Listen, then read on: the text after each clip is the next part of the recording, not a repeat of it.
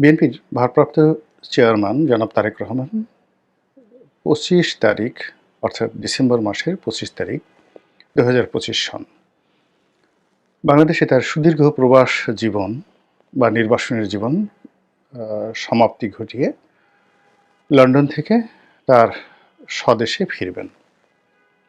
এটিকে বলা হচ্ছে বিএনপির পক্ষ থেকে জনাব তারেক রহমান সাহেবের স্বদেশ প্রত্যাবর্তন।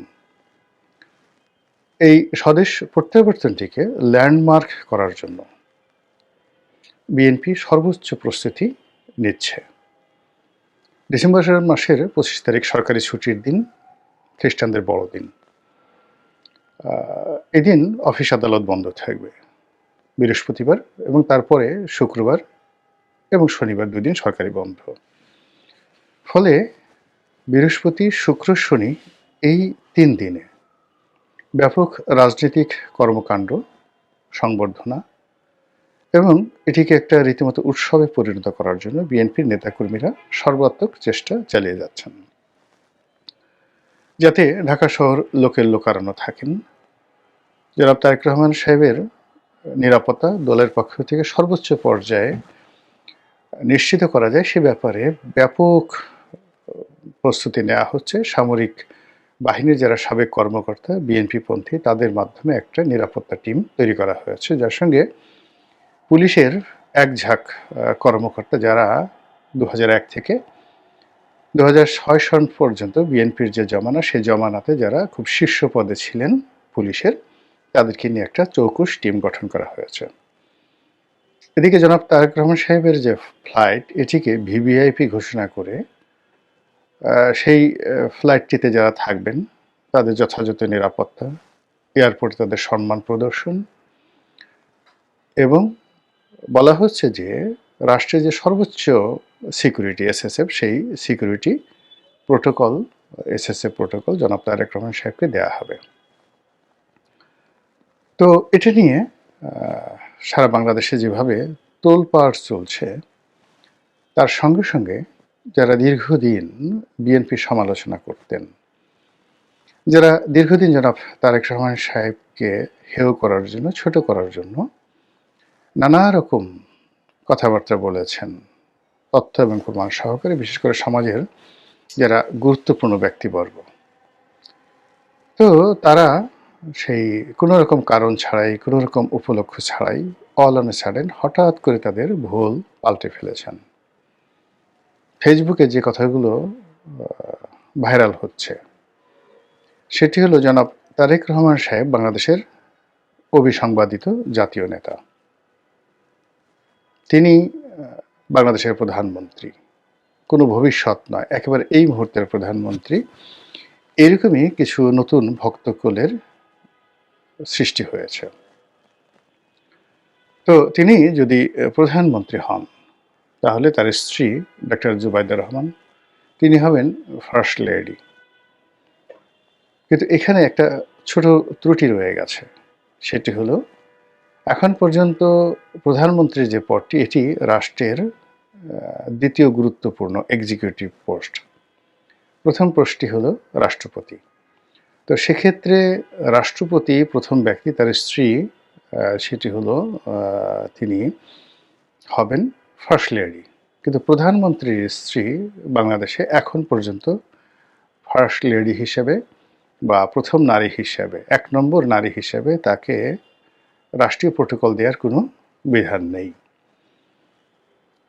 যেটি আরেকটু প্রণিধানযোগ্য যে পার্লামেন্টারি ফর্ম অফ গভর্নমেন্ট, সেই পার্লামেন্টারি ফর্ম অফ গভর্নমেন্টে যখন পার্লামেন্ট চলমান থাকে এবং প্রধানমন্ত্রী যখন পার্লামেন্টে উপস্থিত হন, তখন তিনি হন তৃতীয় গুরুত্বপূর্ণ ব্যক্তি। এই কারণ হলো পার্লামেন্টে স্পিকার মর্যাদা, উইদিন দ্য পার্লামেন্টে স্পিকারের মর্যাদা প্রধানমন্ত্রীর চাইতে বেশি। অর্থাৎ উইদিন পার্লামেন্ট বা পার্লামেন্টারি কোর্স অফ অ্যাকশনে প্রধানমন্ত্রী দ্বিতীয় গুরুত্বপূর্ণ নয়, তৃতীয় গুরুত্বপূর্ণ ব্যক্তি।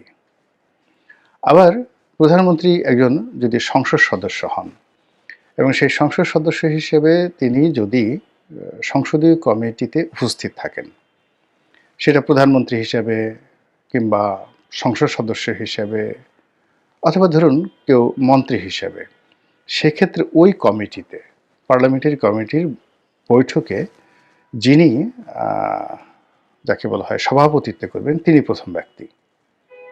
তিনি প্রথম ব্যক্তি এবং পরবর্তীতে অন্যান্য যারা থাকবেন তারা সবাই ইকুইভ্যালেন্ট, মানে মন্ত্রী বলেন, এমপি বলেন, অন্যান্য যারা বলেন সবাই সমান এবং তিনি পার্লামেন্টারি কমিটির প্রধান ব্যক্তি। আবার যখন সংসদ চলে, মানে সংসদের যে হাউস রয়েছে সেই হাউজে সুপ্রিম লিডার হলেন স্পিকার, আর প্রধানমন্ত্রী এবং অন্যান্য যারা সংসদ সদস্য রয়েছেন তারা সেম ক্যাটাগরিতে প্রোটোকল পাবেন, মানে তারা সবাই কলিগ, একে অপরের সমান মর্যাদার সম্পন্ন। এতে 19-20 নেই, এটা হলো সংসদীয় প্রোটোকল। কিন্তু যদি সেই কোনো সংসদীয় রীতিনীতির মধ্যে সংসদের বাইরে চলে আসেন, হাউজের বাইরে চলে আসেন, সেখানে প্রধানমন্ত্রী সেই দ্বিতীয় গুরুত্বপূর্ণ আর স্পিকার তৃতীয় গুরুত্বপূর্ণ পার্লামেন্টারি সিস্টেমের মধ্যে। আর সরকারের যে এক্সিকিউটিভ বিভাগ রয়েছে সেই এক্সিকিউটিভ বিভাগে তিনি রাষ্ট্রপতির পরে দ্বিতীয় গুরুত্বপূর্ণ ব্যক্তি, এরপরে হলো প্রধান বিচারপতি।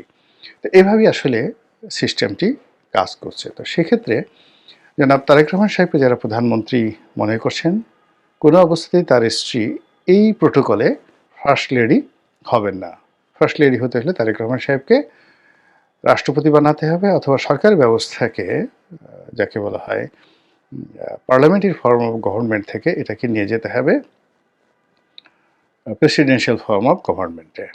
তো এই ছোট্ট একটা ভুল অনেকের হয়ে যাচ্ছে, এটা আবেগের কারণে হয়ে যাচ্ছে। কিন্তু একটা বিষয় না বললেই নয়, সেটি হলো জনাব তারেক রহমান সাহেব এবং বিএনপিকে কেন্দ্র করে যে তেলবাজি চলছে এবং যে ধরনের প্রশংসা, অপ্ত বাক্য করা হচ্ছে, আলটিমেটলি এটা বিএনপির জন্য ভয়ানক।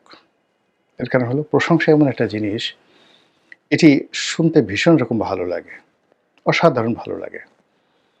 আর আপনি যদি খুব বেশি মাত্রায় কারো প্রশংসা করেন, তো তার মধ্যে এক ধরনের জিহান তৈরি হয়ে যায়, এক ধরনের ইনসানিয়াত তৈরি হয়ে যায়, এবং সেই জিহান এবং ইনসানিয়াতের কারণে সেই লোক তার সমালোচনা কোনো অবস্থাতেই সহ্য করতে পারে না, গ্রহণ করতে পারে না।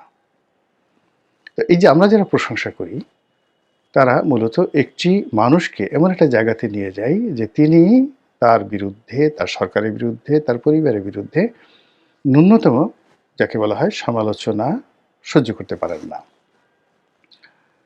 বোঝার চেষ্টা করুন যে Adolf Hitler was one of the finest Democratic leader. তার ক্ষমতা গ্রহণের একেবারে প্রথম 1-2 বছরে তার মতো ডেমোক্রেটিক, তার মতো জনপ্রিয় নেতা পুরো ইউরোপে ছিল না। একইভাবে মুসোলিনি, যাকে ফ্যাসিস্টদের জনক বলা হয়, তিনি একজন সাংবাদিক ছিলেন। আজকের যে আমার দেশ সম্পাদক, যাকে মজলুম সাংবাদিক বলা হয়, ঠিক এইরকম ইটালির রাজনীতিতে মুসোলিনি একজন মজলুম সাংবাদিক ছিলেন। সেই মজলুম সাংবাদিক থেকে তিনি যখন জনপ্রিয়তার শীর্ষ পর্যায়ে পৌঁছে ইটালির রাষ্ট্র ক্ষমতায় এলেন, এরকম প্রশংসাকারীদের কবলে পড়ে ধীরে ধীরে ধীরে ধীরে তিনি ফ্যাসিস্টে রূপান্তরিত হলেন। তো সেই দিক থেকে জনাব তারেক রহমান সাহেবকে নিয়ে যারা অতিরিক্ত প্রশংসা করছেন, তার পরিবারকে নিয়ে যারা অতিরিক্ত প্রশংসা করছেন, তারা কিভাবে সর্বনাশ ঘটাচ্ছেন তার একটা জ্যান্ত উদাহরণ দেয়। যেমন ধরুন জনাব তারেক রহমান সাহেবের স্ত্রী ডাক্তার জুবাইদা রহমান, তিনি এয়ারপোর্ট দিয়ে যাচ্ছিলেন। তো সববারই কিন্তু তার যাতায়াতের যে বিষয়টি, এটি একটা নির্দিষ্ট সার্টেন লিমিট পর্যন্ত ক্যামেরায় এসেছে। এইবার কে বা কারা তার সেই যাত্রাপথটিকে, তিনি যে যাচ্ছেন, এটিকে লাইভ ফেসবুকে লাইভ প্রচার করেছে। আমি নাম বললাম না, খুঁজে বের করুন। তো সেই প্রচারের মধ্যেই দেখা গেল যে জুবাইদা রহমান, তিনি তার যে ব্রিটিশ পাসপোর্টটি, তিনি ইমিগ্রেশনের যে কাউন্টার, সেই কাউন্টার পার হয়ে যখন তিনি এয়ারক্রাফটে উঠবেন, বোর্ডিং ব্রিজে উঠবেন, তো বোর্ডিং ব্রিজের আগে একটা চূড়ান্ত যাকে বলা হয় চেক আপ হয়। তো তিনি যখন সেই চেক আপের জন্য সেখানে সেই পাসপোর্ট দিলেন, অমনি সবার সামনে উন্মুক্ত হয়ে গেল যে doctor Zubaidur Rahman British passport holder. এটি আগামী নির্বাচনে কিভাবে যে জামাতের লোকজন বাজাবে এবং বিএনপি বিরোধীরা এই যে তার বিরুদ্ধে যে সকল মানে শব্দ প্রয়োগ করবে, এটি কল্পনাই করা যায় না। বোঝার চেষ্টা করুন যে সজীব ওয়াজেদ জয় ঠিক এই ক্ষমতা হারানোর পর তিনি মার্কিন পাসপোর্ট নিয়েছেন। এর আগ পর্যন্ত কিন্তু তার বাংলাদেশি পাসপোর্ট ছিল। অন্যদিকে বিএনপি যারা প্রতিদ্বন্দ্বী রয়েছেন তাদের কারোরই এরকম বিদেশি পাসপোর্ট নেই। তো সেখানে জনাব তারেক রহমান সাহেব যদি তার কাছে একটা অ্যাসাইলাম কার্ড থাকে, তার স্ত্রী বা সন্তান এদের যদি ব্রিটিশ পাসপোর্ট থাকে, এটি আমাদের দেশের যে প্রচলিত রাজনীতি, সেই প্রচলিত রাজনীতির জন্য বিশেষ করে নির্বাচনের মাঠে ভীষণ রকম বুমেরাং। ভারতে একই অবস্থা। ভারতে ধরুন সোনিয়া গান্ধী, এত মেধা, এত যোগ্যতা, এত স্যাক্রিফাইস, কিন্তু তিনি কেবল ইটালিতে জন্মগ্রহণ করেছেন, এই কারণে ভারতবাসী তাকে মেনে নেয়নি। আবার ধরুন রাহুল গান্ধী, তো রাহুল গান্ধী বিয়ে করেননি এখন পর্যন্ত। এর কারণ হলো তিনি যে মেয়েটিকে ভালোবাসেন তিনি একজন বিদেশি নাগরিক। তো তার মায়ের পরিণতি যেন তার জীবনে না আসে বা তার বাবার পরিণতি যেন তার জীবনে না আসে, এই কারণে তিনি এখন পর্যন্ত কোনো বিদেশি নাগরিককে বিয়ে করেননি। তার জীবনটাই শেষ হয়ে গেল রাজনীতির জন্য। তো ভারতের মতো একটা আল্ট্রা মডার্ন সোসাইটি, যা কিনা গত 30 বছরে এতটা বিবর্তিত হয়েছে যে তাদের গণতান্ত্রিক বিধি ব্যবস্থা, রাষ্ট্রীয় কাঠামো, সুশাসন এবং জবাবদিহিতা এবং সামরিক সক্ষমতা, এটি প্রথম যাকে বলে বিশ্বের যে সভ্যতম 10-12টি দেশ ওই পর্যায়ে। তো সেখানে যদি একজন রাজনীতিবিদের ব্যক্তিগত জীবনে এরকম অবস্থা হয়, আমাদের দেশে কি হতে পারে? ইতিমধ্যে তারেক রহমান সাহেবের জেড ক্যাটাগরির সিকিউরিটি, তার জন্য যে বুলেট প্রুফ গাড়ি কেনা, এইগুলো বিষয় নিয়ে জামাত টিটকারি শুরু করেছে, রীতিমতো টিটকারি।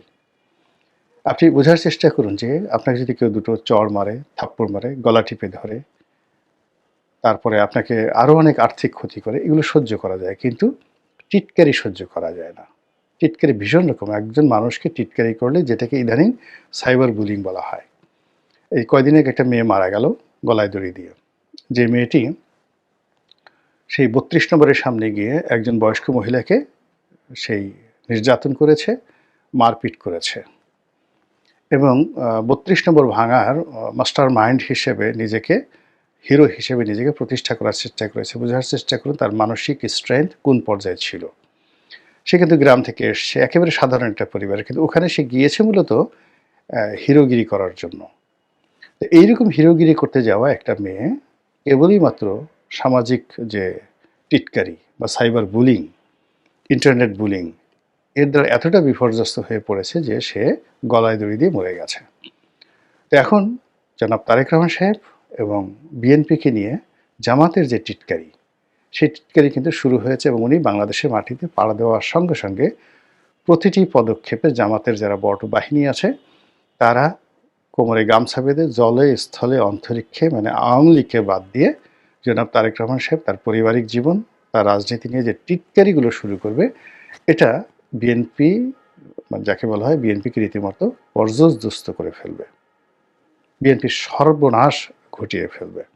তো কাজে যে কোনো এই যে যারা দলের অতি উৎসাহী যারা লোকজন রয়েছেন তাদের ব্যাপারে, তারপরে বিএনপির যারা সাইবার টিম রয়েছেন তাদের কর্মকাণ্ডের ব্যাপারে, বিশেষ করে বিএনপির প্রশংসা করার ব্যাপারে, বিএনপির যে কোনো যাকে বলা হয় রাজনৈতিক মতাদর্শ তুলে ধরার ক্ষেত্রে, তারেক রহমান সাহেবকে হাইলাইট করার ক্ষেত্রে এই মুহূর্তে এতটা সতর্ক হতে হবে যে পান থেকে চুন খসলে সারা জীবনের অর্জন কিংবা গত সেই প্রায় 17-18 বছরের যে স্যাক্রিফাইস, আত্মত্যাগ, দুর্ভোগ, দুর্দশা, সব কিছু কিন্তু এই মুহূর্তে পণ্ড হয়ে যাওয়ার ঝুঁকি থেকে যাবে। আপনারা সেই হরপ্রসাদ শাস্ত্রীর বিখ্যাত তেলের কথা শুনেছেন।